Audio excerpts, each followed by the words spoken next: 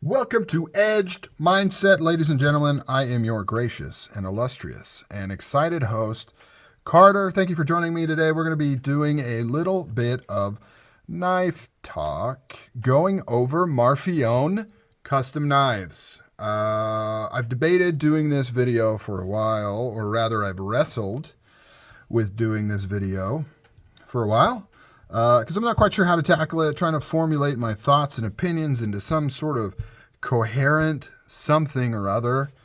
And here we are. We're going to give it a shot. So before we begin, so here's the things. Here's the scope. Here's the scope of this discussion. I'm going to try to tackle the concept of are Marfione Custom Knives worth the money? It's not a simple discussion to have, and it's not a simple answer, and I don't know if there's going to be a concrete answer, but my goal is provide enough information, perspective, and context that you can decide for yourself if you feel they're worth the money. It's a very subjective term. The other thing I want to cover is so that everybody understands what a Marfione custom knife is in the current environment right now, 2022, end of 2022, because the term has changed, right? And there's a lot of contention around that and a lot of debate on whether that's deserved, if these should be called customs, if they should be called Marfione customs. I'll touch on that a little bit. And then also I just want to show off my three beautiful knives right here. I love these guys. I love them a lot. So what was a Marfione custom knife? Well, Marfione, owner of Microtech, has been making knives since like the mid-90s, long time. And so early on, Marfione custom knives were literally knives made by Tony Marfione, made by hand.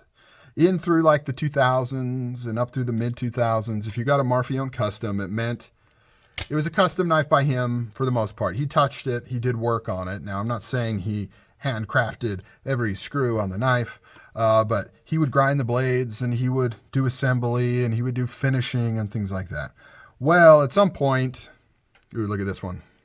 Woo!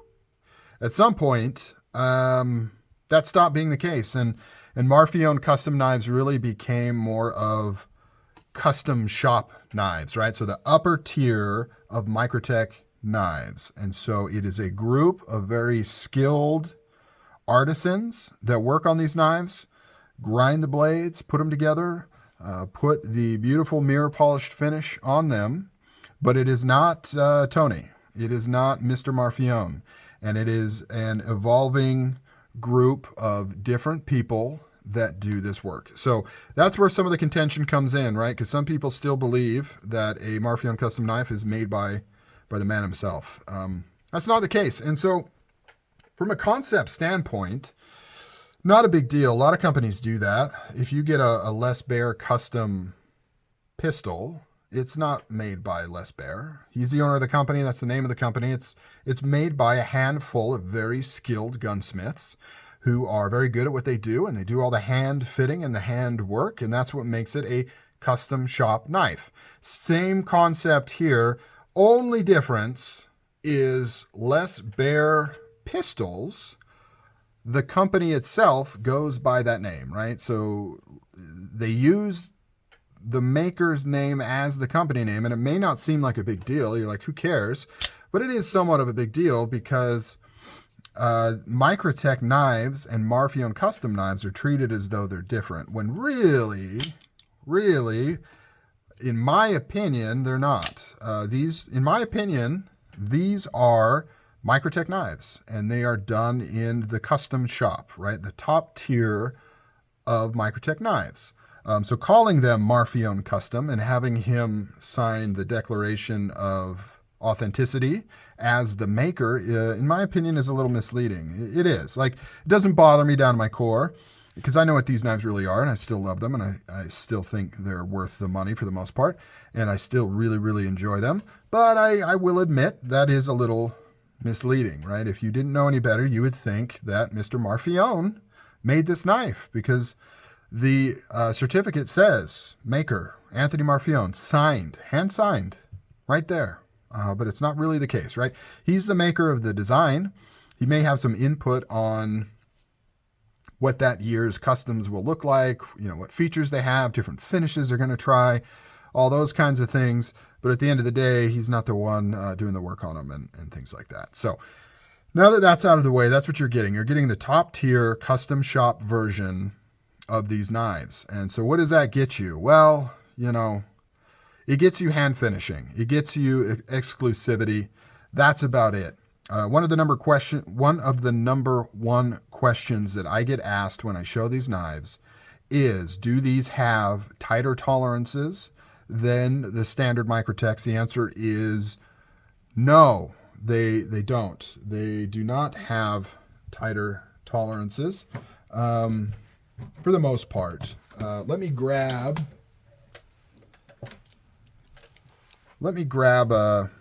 this guy right here.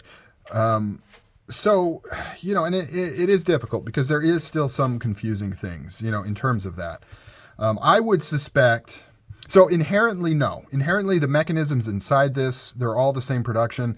The materials are all the same. The blades, despite having hand finishing and being sometimes exclusive grinds and looking really nice, same steel, M390, nothing special there. You do get titanium hardware typically on here. You can get that in the signature line though. Whereas a standard combat Trudon, like this, beautiful by the way, sometimes the production knives are almost as spectacular as the customs. Stainless steel hardware, no titanium, stuff like that. In terms of blade play, I've noticed no difference. It seems to be about the same. Very, very good for out the front knives that are not like a deadlock or some specialty mechanism. But they seem to be about the same. I would suspect that you're going to get more consistency from this line than the regular production line. More than likely on these, when you come to blade play, you're always going to be in that top percentage of least blade play you would expect from a Microtech knife. Whereas production knives, sometimes you'll get one that's a little sloppier than others. I don't think you're going to find that in here. I think these ones are a little more hand selected. However, there is no inherent difference, right? The internals are all machined the same way that the production ones are done. I think the basic handles are done the exact same way. Everything is the hand finishing. So you're not going to really get much difference there. But I will say, I have two combat Trudons here. One is a 2022, one is a 2021. And if you take a look at buttons, here is the production one. You can hear it in the closed position. The button does move around quite a bit, but on either of these, no movement whatsoever. Completely locked tight on both of these. However, my Scarab does have movement. So, I don't know. I can't answer that fully. I don't know if there is a little bit more selection on these to make the tolerances a little tighter, or when they put them together, they do a little something. Or if these two just happen to not rattle, and this one kind of does. If this one didn't rattle, but it does. So I don't know fully, but there definitely is nothing huge, right? And as far as blade play goes, it's about the same. All very good, but nothing more. However, what I would say is I really don't think you're going to get much less blade play without a special mechanism than these, right? Because you're limited on this type of knife. You need some tolerances so it can function. Now, what the deadlock has done is at the very end of the travel, they have an additional mechanism that locks the blade in place, hence the name deadlock. These don't have that. So without something like that, I really don't think it's possible to get tighter tolerances unless you implement some sort of mechanism like that. So, okay, the other thing that you get, hand finishing. So hand finishing handles, right? These are done on a wire brush by hand. You've got different finishes on here. So these, like for instance here, the curved part is kind of your standard finish like you'd see on here. And then they run this through a wire brush all by hand. I get it. It's not intensive, right? Probably, I don't know, a few minutes on a wire brush to kind of get that finish. But it is done very, very well, very cleanly. All these lines, like there's no bleed. In fact, I I don't know how they do it. I don't know how they mask off these other parts to get these ultra clean lines and get these different finishes. Don't know how they do it, but they do, and it's pretty awesome. I mentioned the titanium hardware, titanium slider. You can see this one's anodized with blue, titanium screws, titanium black, back, glass breaker, and then they're all hand turned on a lathe to get these lines, which then they anodize with a different color. The blades are all hand ground, they're not machine ground, so you get beautiful hollow grinds on there. And in the instance of this one and my Scarab, it is high polished all by hand. And once again, I have no idea how they get these crisp lines on here. No concept on how you could possibly keep it that clean. This one has 3 different finishes. It's blasted inside this milled piece here. It's satin on the flats, and then it's high polish on the bevels, and then satin on the spine.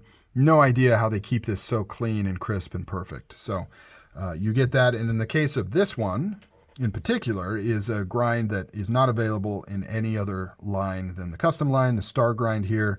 Can't get this anywhere else. You can get this Bowie blade, not hollow ground, but you can get this basic blade shape.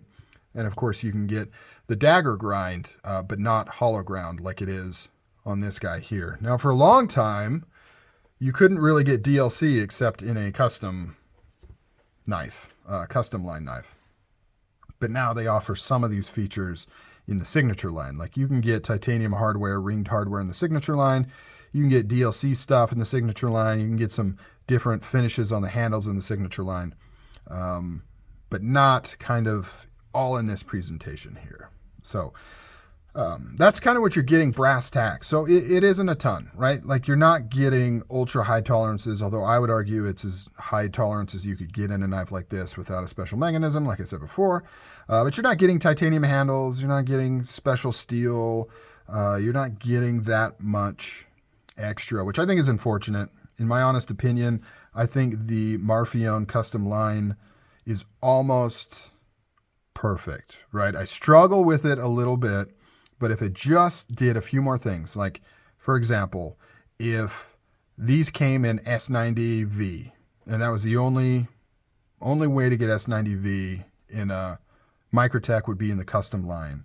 If they use 775 aluminum instead of 6061 or 6065, whatever it is, so the upper tier of aluminum, I think that would be great. And, you know, the cost wouldn't be much more for Microtech, right? It's just slightly better materials, finished the same way. It's just as machinable, but it would be cool to get those things in this line. Another one would be if they did the nickel boron coating on the internals on all these. You can get that on I have a signature Combat Trudon that has the nickel boron internals, you know, rust resistant, just kind of cool. It'd be nice if they did that on this line, you know, just standard, like not increasing the cost, just did it on this line. I think that would, you know, some of those things would help because it is hard to pay as much as these cost. And then really at the end of the day, it's just extra hand finishing. There's really not that much more to it. But that brings me to my next point, and that is exclusivity. That is the number one thing that this line is selling is you have one of these, everybody knows what it is, they know roughly what they cost, and there's a certain something there, right? Agree with that or not agree with that, that's how a lot of premium brands operate. You're buying the name, you're buying the clout, you're buying all that stuff. You're saying, hey, I am successful in life, or at least pretending to be, and I have X taste in certain things. I'm really into particular knives or particular items, and I'm showing that off.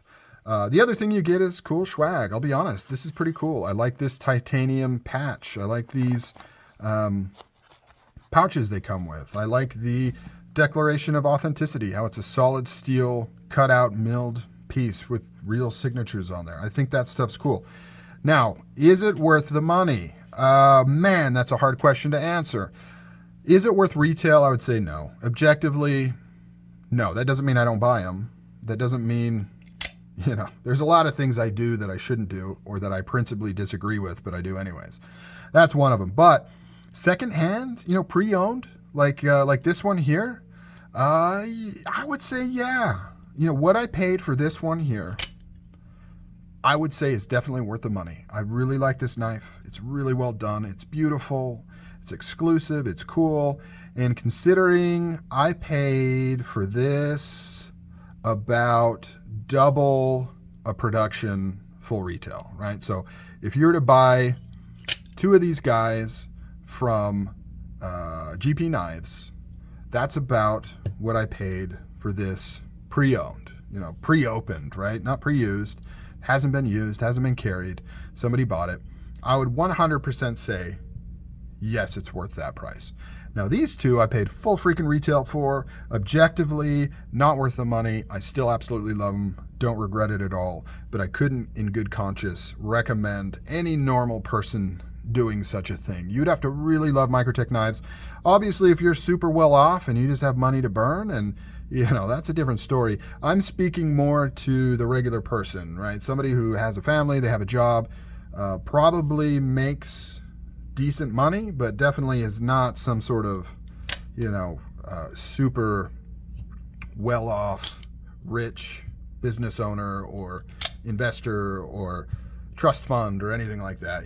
Still a regular person who's kind of saying, rather than buy 10 $200 knives, I'd rather buy one knife that I just really cherish and enjoy. That kind of person. I would say full retail is hard. These are pretty high on retail. They lose their value very quick. But at the same time, that's how you can get the one you want, because waiting for the secondary market, you have to really check every single day and hope that the one you like shows up. Sometimes you luck out like this one, and one that you didn't even know you really wanted shows up and you get a good price on it. Other times, one like this that I absolutely love, and I paid full retail, which is a lot of money, but who knows when I would be able to get something like this on the secondary market, if ever. The chances of one popping up where I look, when I happen to log in and look, not this one, but a similar one showed up and it was gone in like 10 minutes. I didn't even see the posting until it was already gone. So if you really want a model, you're probably going to want to pay kind of the full retail. But anyway, so I don't know if that helps, but at least I got to blabber a little bit and I got to talk a little bit and I got to show off my 3 Marfione Custom line knives that I absolutely love and cherish. And I like all 3 of these. I think I'm going to keep all 3 of these for a long time. I think they all have the aesthetic that I really like from the custom line, but they're different enough. I know they may look quite similar to the untrained eye. The average person is going to say those are all the same. Why would you have all 3? But to me, they're different enough, and they represent different versions of things. I would like another scarab at some point, though. That would be really nice. Maybe a satin blade or something. I don't know. But I'd probably have to sell one of these because I'm not rich. You know what I mean?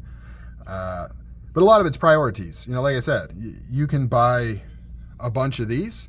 Some people like to have... you thought I was done, huh? No, I'm still going. Some people like to have a bunch of these, and I see them. They've a bunch of these type of knives, $100, $200, $300 knives, and they've got cases full, tons. Like they can just go row by row by row and just go through them, and they like having a lot of them. They like having a lot of different variety. They've got lockbacks. They've got traditional knives. They got, maybe they've got a couple customs, maybe they don't. They've got some automatics, they've got manuals, they've got flippers, they got Chinese, US made, they've got oddball knives. They like having a large collection. I'm not really that way. When I have too many things, I get overwhelmed. I like to feel like I know all the stuff I have. The second I start forgetting what I have, I don't like it. And I pare things down and I sell it. So for me, I would much rather have a smaller grouping of knives that are of higher value than having a ton of knives. So, but that's just me. Some people are completely different. Some people like to have one perfect custom knife and they carry it and they use it. That's all they have. And when they want something else, they sell that and they get something else. Kind of like a car, right? They treat it more like a car. At least how normal people have cars, right? They have a car and there might be other cars or trucks that they're interested in.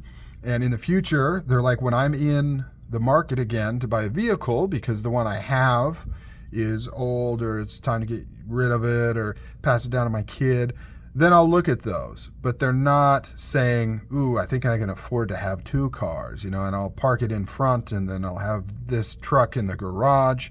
Some people do that. Some people don't. It's up to you. Boom.